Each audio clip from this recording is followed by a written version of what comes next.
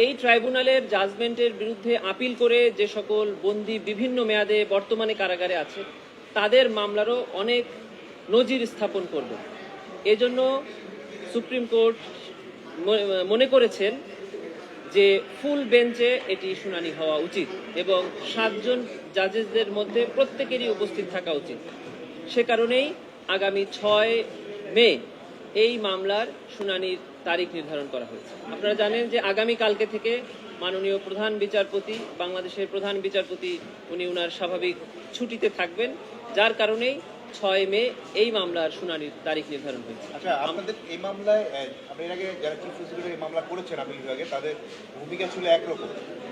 জি, তারা মোটামুটি সাজা বহাল রাখার পক্ষে তাদের মত দিয়েছিলেন। জি, এই মামলা তো প্রথমবারের মতো আপনারা ফেস করতে হবে, যে আপনাদের যে হার্শ রিয়েলিটিটা ফেস করতে হবে। জি, সেক্ষেত্রে আপনাদের অবস্থান কি থাকবে?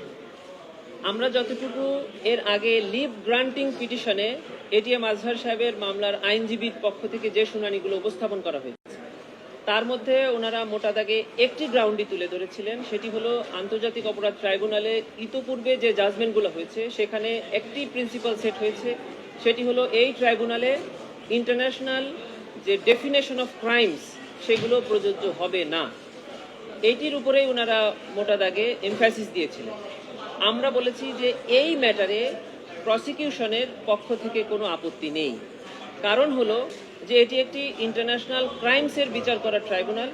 এই ক্রাইমসের ডেফিনেশন ইন্টারন্যাশনালি হওয়া উচিত এবং আমরা যে এই আর্গুমেন্টের পক্ষে মত দিয়েছি তার সপক্ষে বাংলাদেশ সরকার ইতোমধ্যে 2024 সালের আন্তর্জাতিক অপরাধ ট্রাইব্যুনাল সংশোধন আইন 2024-এ ইন্টারন্যাশনাল ডেফিনেশন অফ ক্রাইমস এখানে ইনক্লুড করেছে। সিস্টেম্যাটিক অ্যান্ড ওয়াইড স্প্রেড দুটি শব্দ যেটি রোম স্ট্যাটিউটে বলা আছে সেটি ইনক্লুড করেছে এবং রোম স্ট্যাটিউটের যে অংশ এই মামলার ক্ষেত্রে প্রযোজ্য সেটি ইনক্লুড করেছে করে আইনকে সংশোধন করে একটা ইন্টারন্যাশনাল স্ট্যান্ডার্ড দিয়েছে। আমরা এর আগের বিচারে এই ট্রাইব্যুনালের আইনের ব্যাপারে যত লেখুনাগুলো বলেছি, যত দুর্বলতার কথা বলেছি, সকল দুর্বলতা 2024 সালের অ্যামেন্ডমেন্টে বর্তমান সরকার এই দুর্বলতাগুলো মুক্ত করেছে এই আইন থেকে। সেজন্যই আমরা এই পয়েন্টে জনাব এটিএম আজহার সাহেবের আইনজীবীর পক্ষে দ্বিমত পোষণ করিনি।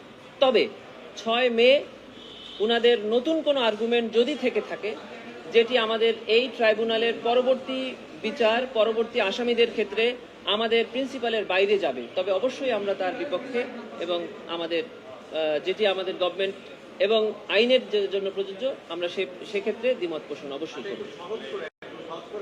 আসামিপক্ষের মূল যে বক্তব্য যে আগের বিচারগুলো আন্তর্জাতিক মানদণ্ড অনুযায়ী, রোম স্ট্যাটিউট অনুযায়ী হয়নি, ওয়াইড স্প্রেড অ্যান্ড সিস্টেমেটিক ওয়েতে ওই মানদণ্ডে পড়েনি।